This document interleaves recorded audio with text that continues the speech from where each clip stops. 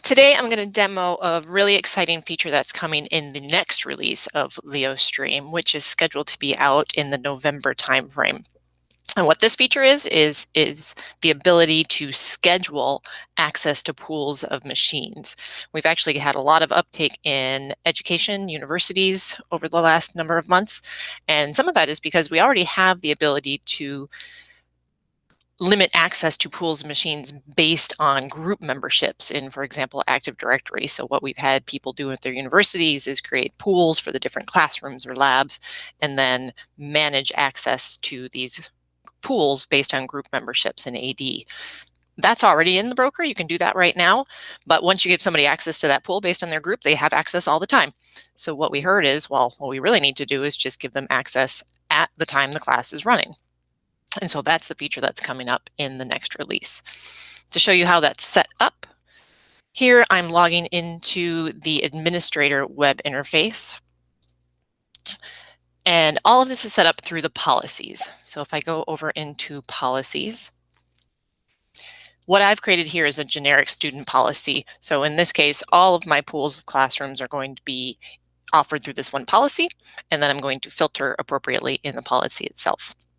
So let's take a look at what that looks like. Here, for example, my Engineering 101 class. I have a pool for that class, and I'm offering it to users who are members of the engineering group.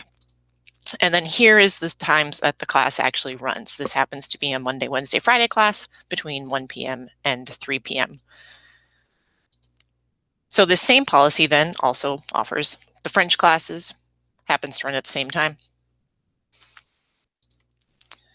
And then there's actually a couple other interesting pools in here. This is what I'm calling it's a lab. And so essentially it's a group of machines that's always available for anyone to wander into and grab, but it's the CAD lab. So it's also just filtered by users who are in the engineering school. The last interesting thing that this policy has is actually a cloud lab. So these are machines that are up in the cloud. And the idea with this pool is it's something for students to use overnight, for example, or in this case, over the weekend.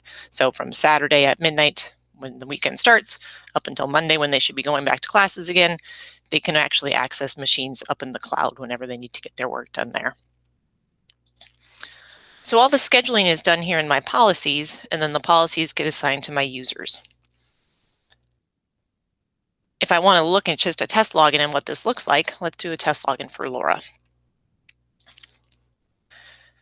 So we see Laura's been found in Active Directory. If I check out her member of attributes, she is actually in French 3 and Math 202, and obviously is also a student because that's how she gets the policy in the first place.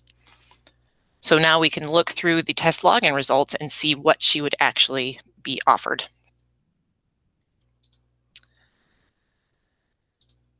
If I do my own test login here, I made myself part of the engineering group, which I can see in here. I'm in engineering. So what I'm offered through the same policy is different. Here you see that I'm actually being offered a pool or machine out of the engineering pool and that CAD lab. So if we want to see this as what the user sees when the student logs in, well, here I'm going to log in as me. And sure enough, there's the two machines that I was offered based on the time of day it is and also my group memberships. Laura, on the other hand, gets offered different machines. Her class happens to not be running right now.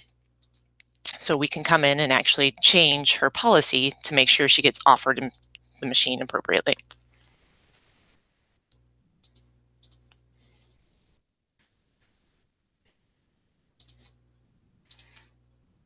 So let's make it 2:45.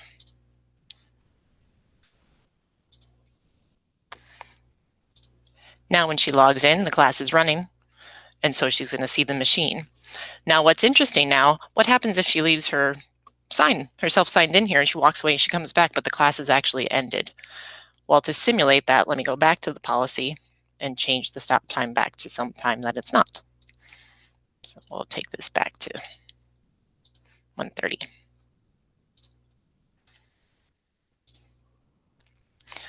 Now what's going to happen? Laura's left herself logged in. She realizes she forgot to go to class. She wants to go now. She hits connect, but the class is actually over. And so the web browser actually tells her, sorry, you're no longer scheduled to have access to this machine. And she has to wait until class starts. Let her teacher know she missed it. So that's the feature. It's very exciting. It's going to be very useful in not just university and other classroom applications, but anywhere that you need to provide this scheduled access to resources. And maybe that's just scheduled access to resources up in the cloud because you don't want people using cloud resources all the time because you pay the compute for that. So we're very excited. If you want to be notified when this feature becomes available, or maybe even try it out in a beta, you can always contact Leostream.